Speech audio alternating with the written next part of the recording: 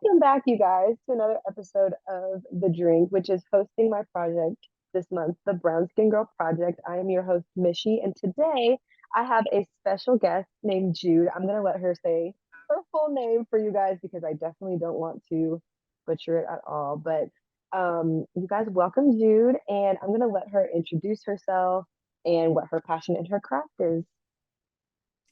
Hi, my full name is Jude Afolake Olubodun. Um, I live here in Chattanooga, Tennessee, and I do a lot of advocacy work. Um, but right now, recently, within the past 2 years, with the beginning of the pandemic, I was really to bring together a passion of my advocacy in my profession, which is in disability advocacy. And I work around coaching, counseling type of talking to other like autistic, neurodivergent people, a lot of times with autism, ADHD, OCD, and those are just like diagnoses I have myself. Um, but really helping and being in community with other neurodivergent people who have been on like similar paths of finding themselves and then really getting this diagnosis and really understanding like so much of their lives that now makes sense because they understand it's like, okay, so there's nothing wrong with me. There's names for these things, and really helping people understand that it's a part of their humanity.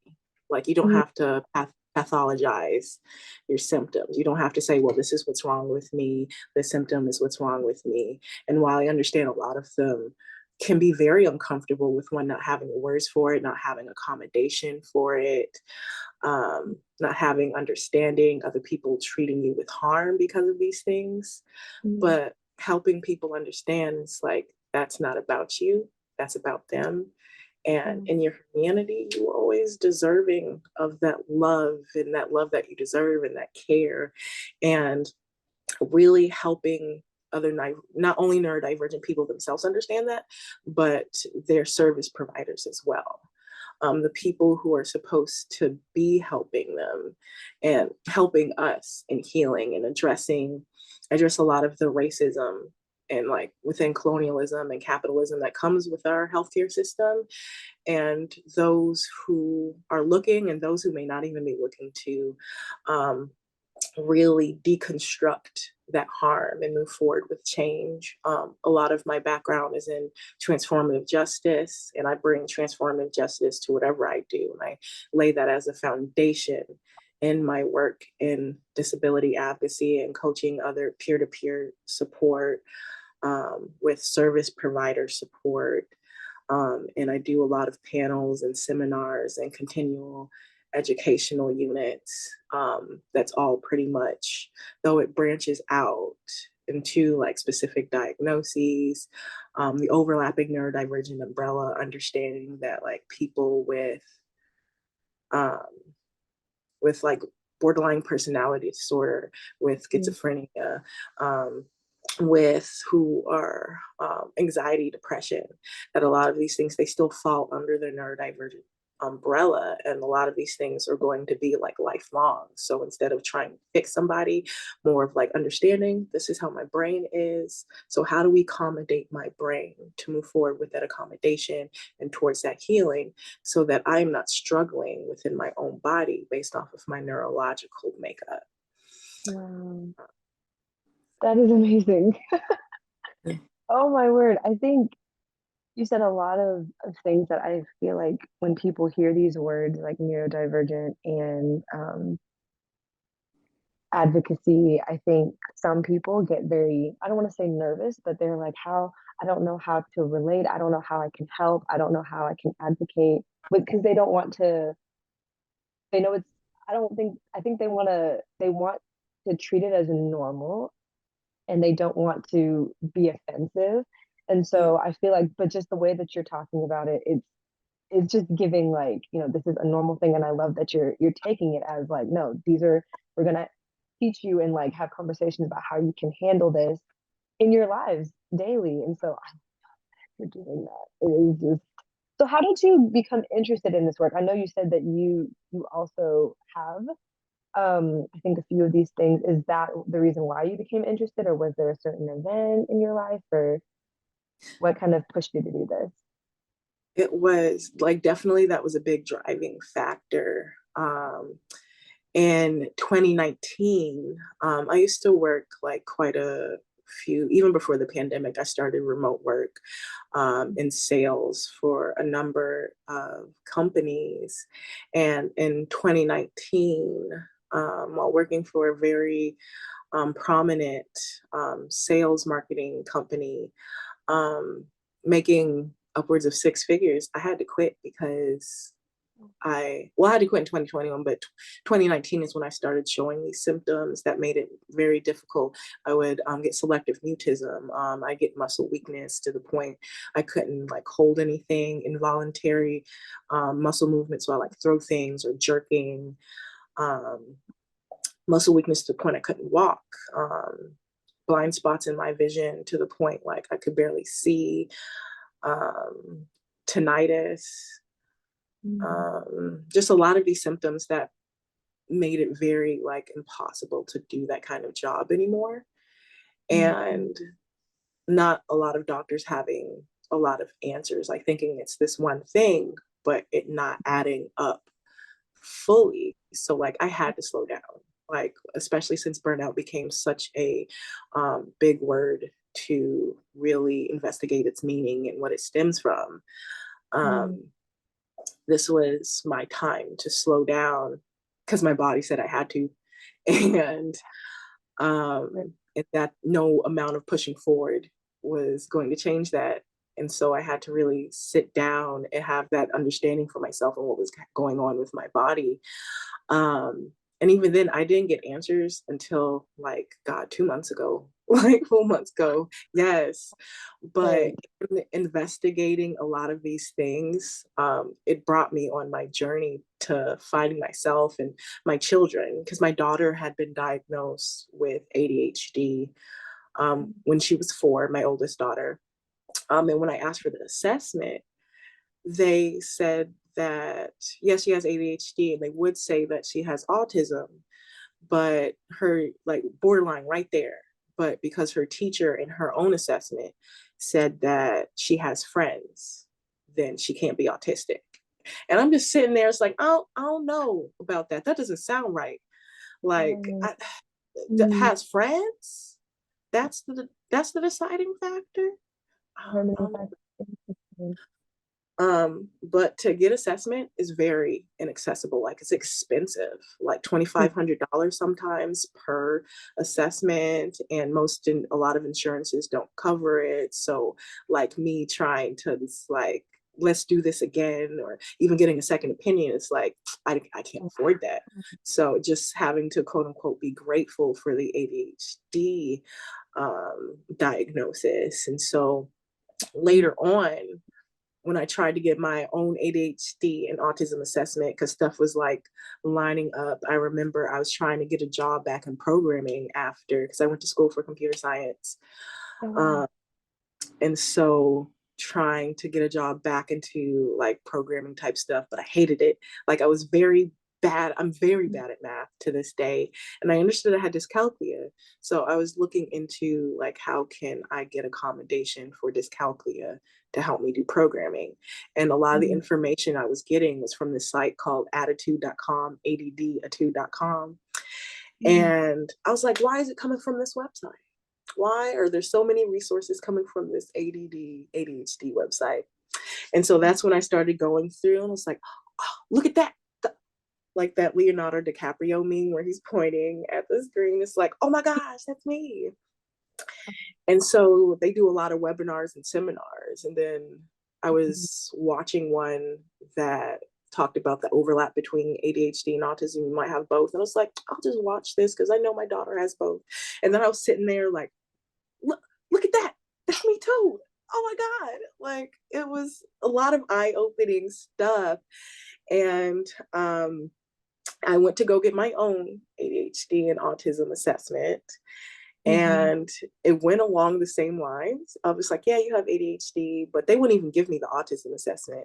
Like, and I scheduled that, but he was very like, no, I don't think so, sort of thing. But when he finally gave me the ADHD assessment, he said, well, he admitted that I probably do have it. Didn't write that down in my diagnosis, but I don't have to worry about it because it's not going to affect my daily life, even though I'm in there. Like, I'm masking, like I'm putting up like a protective barrier over myself to keep myself contained so that I can get treatment from this white psychologist within here. And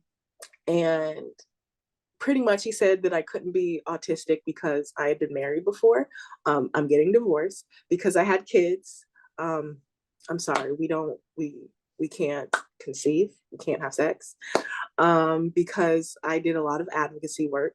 And it's like, we out here. Um, because I had held jobs before. Meanwhile, I'm there telling him it's like I can't work like I used to, like sort of thing. Yeah. And because I had been working out and had lost so much weight within a year, when I had an OCD induced eating disorder and I was working out obsessively. So I think that sort of covers that. So why are all of these noticing really that a lot of when it comes to these assessments, it's based off of how much of a burden are you on society? How much of a burden are you on your parents? Which was part of why my daughter couldn't get her based off of the teacher's observation. It's like, well, my daughter's not a burden because she doesn't have to play with herself because play by herself because she has friends. Um, Mm-hmm. and for me, because I am such an efficient producer under capitalism, then I couldn't be autistic. And that's not fair. Like, No, it's not. that's not fair. That's very much rooted in violence. And a lot of it is what keeps a lot of us from getting diagnosis, especially marginalized people, especially when you're masking so hard in the presence and having to code switch in front of these white doctors, and in front of like in your school setting, in your work setting, to be able to make it through. Yeah. So in Wow. that understanding, I was like, I can't let this lie. Like, I already had a background in like racial justice, transformative justice, and queer justice. And Mm-hmm. it just seemed to make sense that something that in that overlapping that affected so much, like one of the biggest things that I felt like I was grieving over the fact that I was not allotted the accommodation and space and time to be able to have the resources that comes with understanding of Yeah. this, that Mm. it's not specific to me, it's not so small, it's not so rare. It's like, these are my people, Mm. and my people need help, I need help. Yeah. Mm. And I wanted, with that background in advocacy, I felt like this is what I need to be doing. Like, this is at my core of my heart, where I need to combine all of that I've learned and put it into this, and helping heal and helping others who are supposed to be responsible in the healthcare system for that healing, calling them out and helping them hold themselves, be accountable, and help them move forward, address their ego, and model change Right. behavior so that we can make it. Mm. So you kind of went into the next question about like moving forward, like what are you envisioning, where are you envisioning this going? Like what are you envisioning to do to move forward with this? Because this is so important. This is just hearing you speak your own really testimony of your experience and also your daughter's experience of trying to get these tests and everything and how difficult it's been and experiencing that it is difficult and that people are basing these diagnoses off of certain standards is just, I mean, we already knew about the system anyway, but that specifically in that particular form is just more eye-opening, and I'm extremely disappointed that it was difficult for you guys, and that as you as a black woman understanding that seeing these symptoms and realizing that's me and expressing these things to people who are supposed to be professionals, who are supposed to help you and who are supposed to look into these things because you as a person are saying like this is what I'm experiencing. Like, wow. I commend you though for pushing forward and for being adamant and being like, no, this is what's going on and this is what's happening with me. This is what's happening with my daughter and then also wanting to advocate for other people who are going through this as well. Um, but I digress. I'm talking too much. But moving forward, how do you want this to continue and progress just within this year or like past that? What do you want to accomplish? I'm trying to accomplish, and it's like this year and moving on. Like I know honestly, this is probably going to be a lifelong journey.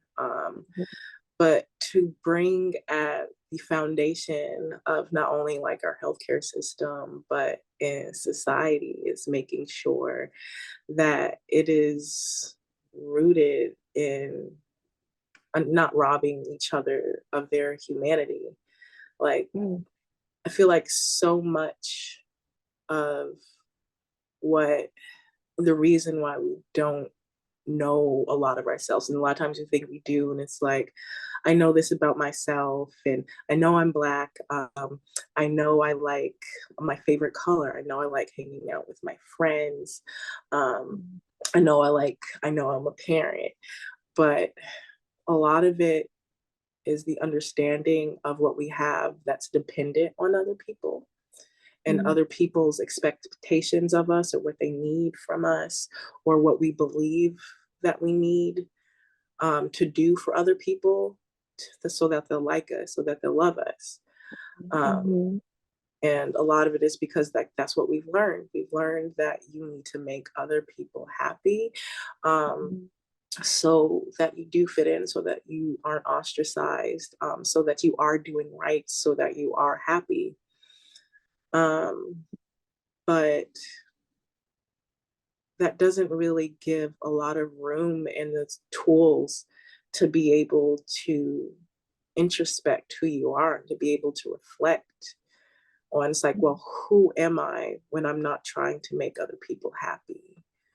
Who am, and then it's like, what does happiness actually look like for me? And understanding too that it's okay that happiness isn't the only emotion. It's like, who am I when I'm sad? Who am I when mm, I'm grieving? Who am I when I'm angry? And mm, and a lot of that because we're told that if we're not happy, if we're not acting a certain way, then something's wrong with us. Then we'll try to keep pushing away those emotions so yeah, that we are striving for happiness, but it is always striving for that perfection of always being happy and always being grateful. mm, But in human emotions and living in the system, especially, but even if we weren't, it is healthy to feel other emotions.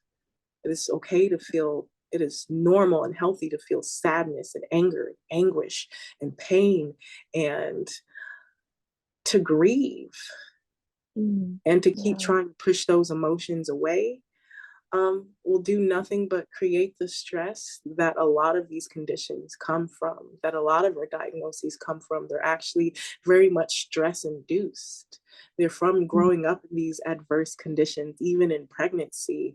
A pregnant person who goes through a lot of stress and adverse circumstances in the pregnancy, their child is born with an enlarged amygdala, which controls our fight or flight, and controls our cortisol, which is the stress gene. So they're born with stress hormones. mm, And so they're born with an enlarged amygdala, the same size of a child who has already been here for years going through adverse circumstances. And so, especially for marginalized people, especially for Black people, it's like literally showing the generational trauma passed down in our mm, blood, and how a lot of times we're wondering, it's like, oh, my parents, they had like 4 or 5 kids, had this big house, took care of the kids in the neighborhood. They did all of these things. So why can't I do these things? And it's literally because they did, because of under the circumstances and the pressure and the stress that came with that, um, the things that they had to do to survive. It's literally passed down, that stress. And so we're getting these diagnoses a lot earlier that are stress induced, stress that mutated our genes in our blood. So that we do develop these conditions a lot earlier. It's like, oh, why do I have arthritis when I'm 20 and my mom didn't get it until she was 50? And Wow. why is my child in school um, so acting so bad, acting so defiant? And that's what they'll give them, that diagnosis too, of like, oh, they're just defiant, when a lot of these conditions that literally have you in fight or flight literally make it so you can't process thought. You're just like very much like scared and like hectic in that fight, hypervigilance. It's hard to even understand like how to respond, how to follow direction. And Yeah. while other, especially our white counterparts, have more liberty to get that diagnosis, that understands that they're not being defiant.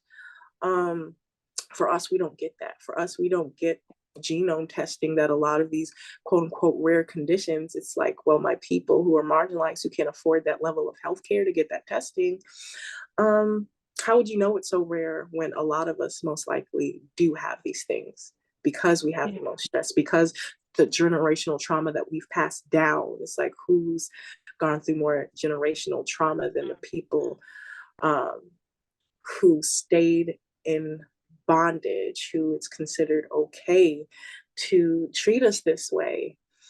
Um, and so I want to help people, and all of us help people within the healthcare system, who work within the healthcare system, people who use this, people who the healthcare system, which is all of us, not only marginalized people, but for all of us to understand that in doing this, the reason that they do this is to rob us of our humanity, so that we're not able to push forward. So we're too busy fighting each other to be able to address who's actually imposing this on us, that our healthcare system is not built for healing, but for profit.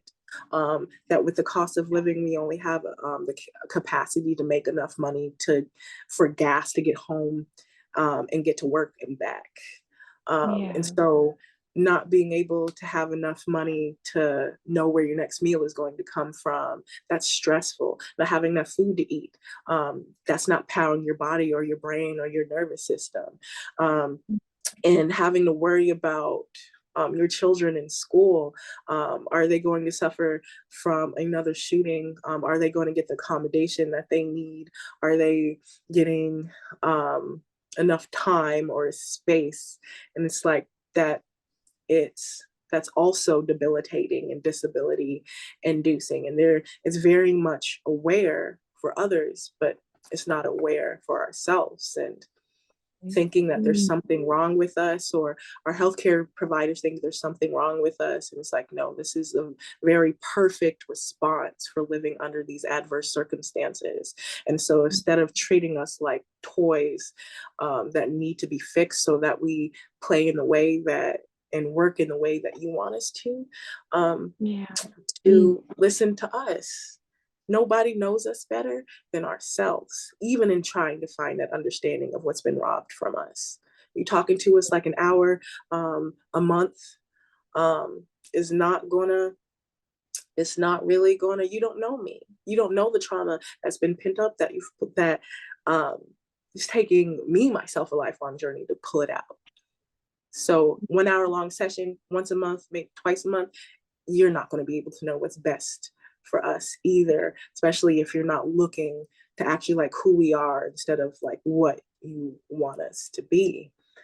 And so I want us to understand that about ourselves too, and to understand, like, as we build a foundation for the lives that we want, that it's important that we don't take that away from each other, because in taking that away from somebody else, you're taking it away from yourself, and you're going to continue being in pain and not know why. And you don't have to feel guilty either, because it was as designed so that you didn't know why. so that you would always think a lot of this is self-inflicted. Even diabetes, it's not just you're not eating right. It's not, a lot of it does have to do with genetics, and a lot of it has to do with it being triggered because of stress. Wow. See, And that's just a lot of like understand like stress is it's a killer, and it literally is. It's a killer of not only yourself but those who will come after you, those you give birth to. um for good. where you don't understand, why am I not happy, something's wrong with me because I'm not happy. And because they don't give us time to feel any other emotion, they don't give us time to grieve our dead, they don't give us time to bask in the moment, they don't give us time off. No, um they like don't. what happened to the heroes of the pandemic, like a lot of them, they're either gone, and those who lived through the pandemic, they're not heroes anymore, they just need to get back to work. Exactly. And Right. so moving forward, I want to bring that understanding and that change, and that those, a lot of the times, who are considered the least among us, that they're worth, they were always worth something, that you were always worth something, that your worth is in your existence, you don't have to prove it.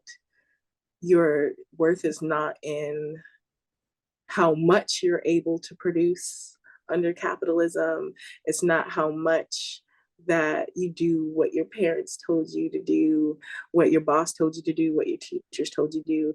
It's about your worth is that you're here, and that you were born, and that you are being hurt.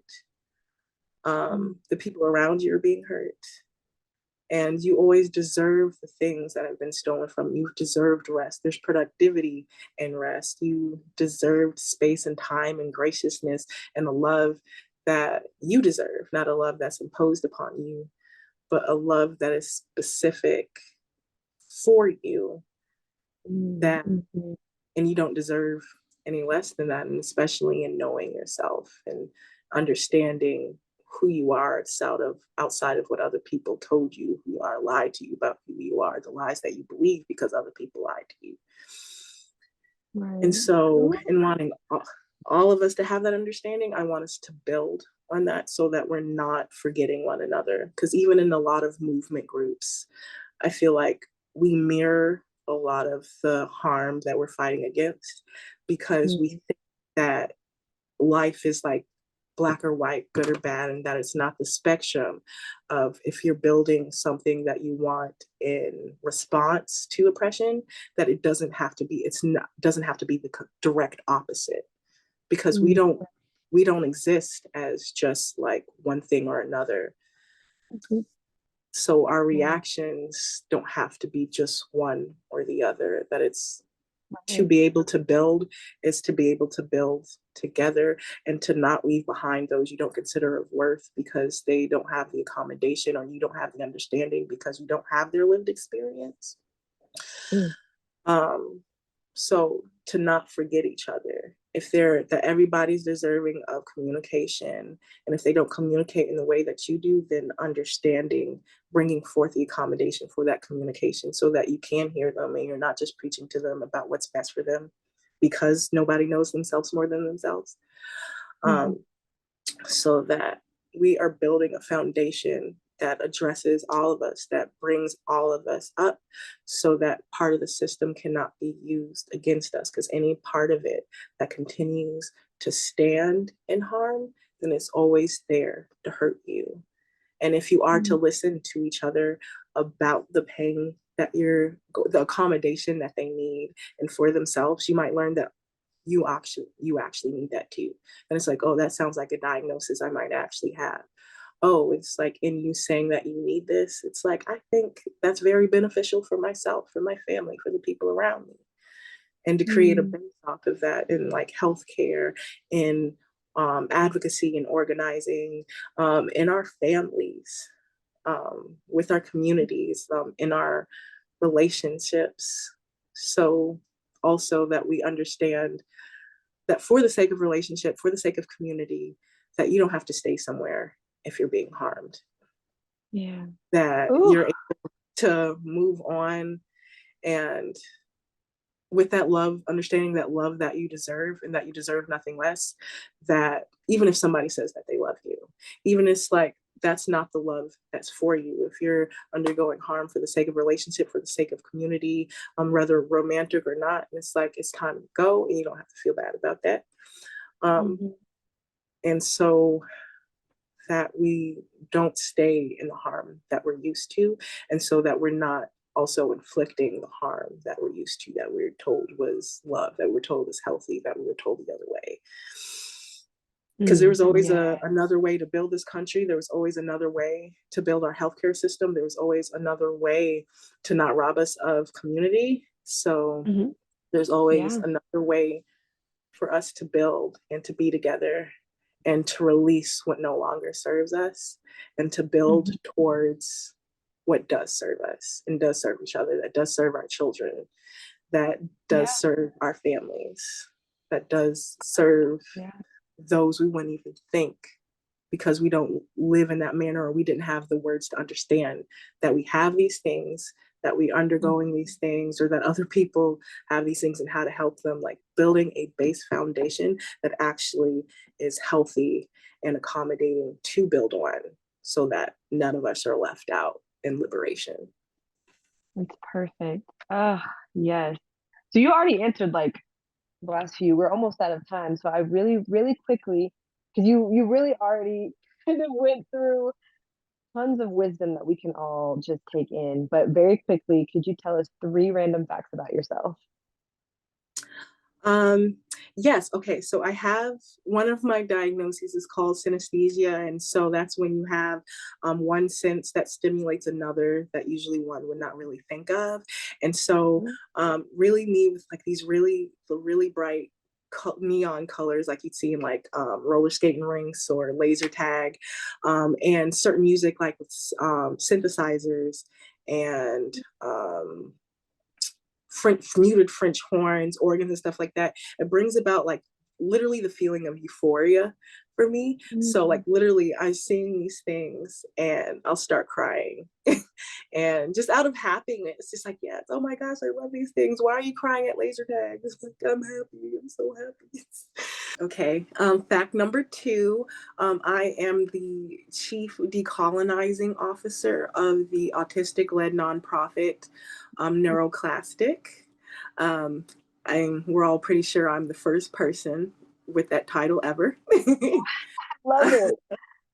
And number 3, gosh, what would be a good fact? Number 3. I my favorite color is pink. If you did not know, if it was not clear, here it is. It's also one of my synesthesia colors, so that's why. There you go. See, and look at her. She's all decked out in her pink top, pink flower, pink see. We love to see it. Jude, thank you so much for joining me. I am so glad that you got to get on here and just tell us your story, but also just what you stand for and what you're doing. And I really hope that all of you who are listening are going to follow her and follow her journey. I'm going to put all her social media in the details of the podcast. Make sure you follow her, make sure that you support her in what she's doing.